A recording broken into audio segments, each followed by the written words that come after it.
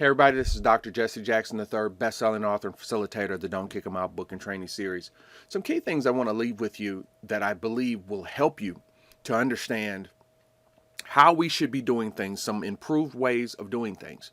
Is always understand, as I've said before, the new school year starts after spring break. Everything you're doing today, it will be present in your school in October.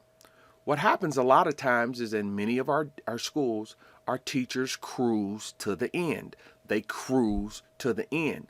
Now, people can say, hey, teach every day to the end of the school year. Well, you've put nothing in place to make sure that those teachers teach every day to the end of the school year. I have some school districts that go to the end of June. So one of the things that we have no helps, you have to make sure that the staff is being trained at a level to understand what I call the entire 40-week scope of energy of a teaching season. It's 52 weeks in a year, but as a teacher, those 40 weeks have to be managed and prepared for over the course of the school year. We cannot lose precious instruction time cruising to the end of the school year, just saying, let's just get it over. That is a disastrous philosophy and a disastrous way of doing business. This I know for sure. What I want you to think, if you have this school year, if your school has looked like this, now this is the difference between traditional program and a last chance program. As we've said, last chance program is where those symptoms of at-risk and high-risk behavior and family lifestyles are prevalent in our school every day. So kids need daily inspiration, social and emotional support. There is a remediation program that must take place. We have kids in our building that are 3 to 5 grade levels behind, and that is a norm. I have elementary schools that have kids that are 3 to 5 grade levels behind when they get them at 8. So what do? You have to understand you're not running a traditional program. You can't put the pressure on the teacher and say, oh, make it happen. Oh, make miracles. No, strategic approach to a trauma zone situation. So since I know this is what I'm dealing with, this is how we're going to approach it. We're not just going into it blind. We're not just randomly putting kids in certain folks' classes. Talking about equity. We strategize as a staff who is our remediation team that specializes in building kids up grade level. We just don't start spreading kids around and think that that works good. It does not make any sense because you burn the teacher out. You disrupt the other kids that are moving in a certain way. You've got to take a look at this stuff. This is not the biases type of thing that has been going on for years where there's biases of separation. There's strategy to understanding, okay, how can we help ourselves and make it easier on us? And better help the kid. So what I'm saying is you got to take a look at this going forward. You do not come back and do what we did last year. You just don't lump people in there and think it all works out. And then you have kids that are behind. Remediation is not a joke. Kids being 2 to 3 grade levels behind, that is not a joke. That is very serious, and it takes an extremely, I call a miracle worker, a teacher to understand how to get that kid engaged, locked in, and moving and bumping up inch by inch. That's what we want to see. So that's something that you got to put on the list for next year and take a look at. It's almost like a task force to handle a difficult issue within your program. These life issues, if you had a school where all these issues are going on in school, welfare, collateral damage issues, kids have had issues with attendance, court involvement, social workers involved in our school, probation of the parent, kids on probation, abuse, neglect cases, incarcerated parents, parent in and out of jail, low academic function, and you can vouch, and I'm telling you, something really good to think and figure out. When we know that we have this little youngster in our elementary school, is attempting to be the first person in their family to graduate from high school. And it's 2017. That tells you something right there. That tells you, let's just back up and let's reset this. Let's go at this different. It's 2017, and in my elementary school, this baby is attempting to be the first person in his or her family to graduate from high school. Guys, that just is so amazing that could happen, but it has, and that's reality. So what does that mean? So me now as a school, I'm gonna approach that differently.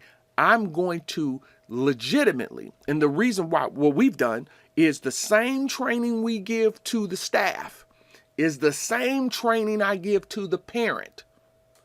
And it's the same ideas that I give to the student. So the student has to know their role. The parent needs to get help to get built up to support our agenda. And I got to keep the teacher strong because the teacher's the one working the miracle. That's why if this is your reality, when you look at this and you say, that's what's going on in our school, man.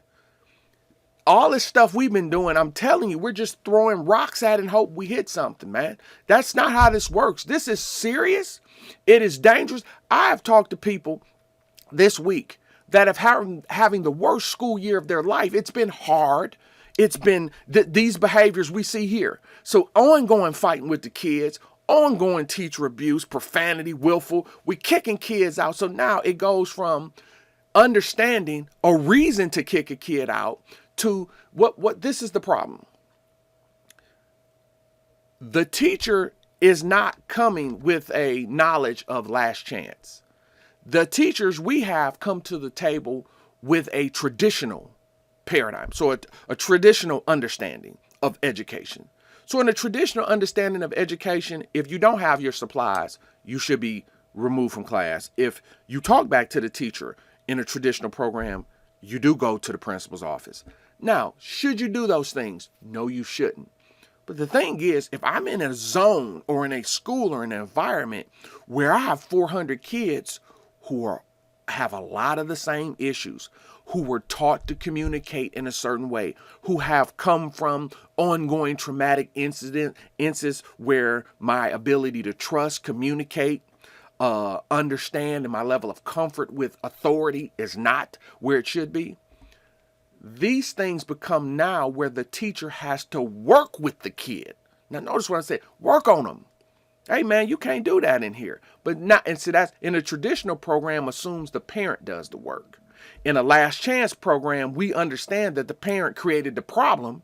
And so now we're not only do we have to create some knowledge and support for the parent, we've got to maintain and do it for this kid.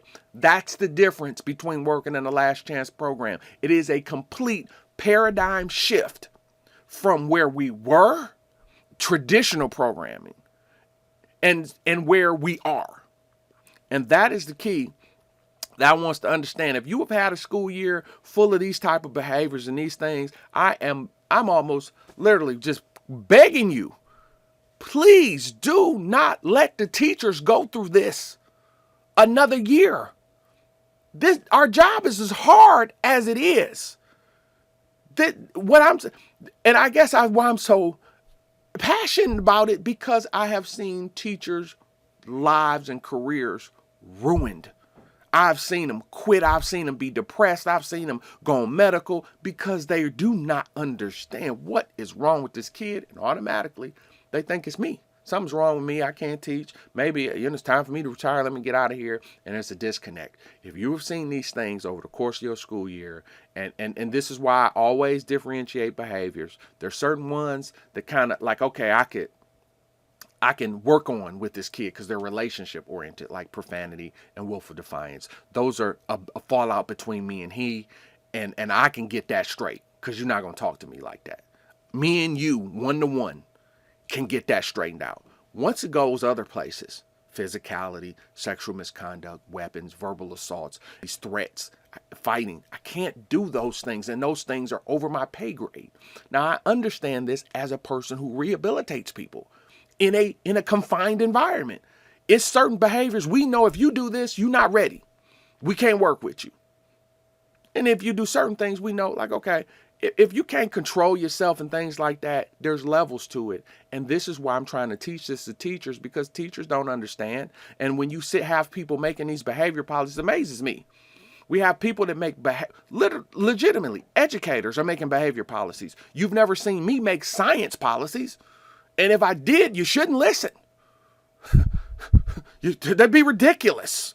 There'd be a ridiculous concept for me to make a science policy. Me doing the STEM Academy. You should run. Because listen, Do I know a little bit about it? Yes. Am I expert? No, not by any means. There are thousands of people who know a lot more. And so that's what you should do. Behavior is what I do. And I understand what you can and cannot do. And so now school districts have to get more savvy, more intelligent. The teachers just need help. Make that assessment at the end of the year. Make sure we're not losing good faculty because the behavior is out of control. I can't afford to lose good teachers in these type of environments because we don't understand the type of kid we work with, the type of parent we serve. And good teachers, they don't tolerate it. They have options and they leave. And in these environments, we can't lose good teachers. So certain things have to be under control. That is one of the jewels I want to leave with you. Make sure you're monitoring how you're ending the school year. If you have had these issues and have had the worst school year of your life, understand you got to do something. You got to get some training time, some work in before the end of the school year, or you got to use some of that time over the summer. The reason why we have committed to working all through the summer, and the last 3 summers have been packed summers, because schools and school districts say, give us 2 days, give us 3 days. This year we have people doing a week for the entire company, their district. And what we're doing is we break the trainings up for large companies. We break the trainings up to have the secretaries one day, to have the maintenance people one day, to have the teachers one day, to have the principals one day. Sometime morning, afternoon. What are we trying to do? Give everybody their specific need and issue. One of the worst things you can do is have a keynote get together or a convocation, bring everybody back. But people sit there and say, well, he was just talking to the teachers. What I like to do, and it's always hard on me, but I'm always trying to hit a home run. I love to meet the needs and solve the problems of people. Bus drivers have questions. Bus drivers have issues. So they say, well, what do I do with this kid on the bus? And that's what I like to do. I like to take time to meet the needs of the people, individual needs. The secretaries have a different role. They have different needs. Bus drivers have a different need. Principals have a different need. APs have a different need. I like to use my time that way. So once again, if you know this is the type of thing you have going on, please do not wait. Don't hesitate. Don't wait too long, because our time is very limited and people are getting in there. We want to work with as many folks as we can in the allotted time that I have to do so. If you know this is something you need to act quickly. All the information is below. Reach out. We're looking forward to talking with you and working with you soon. I'll see you next time.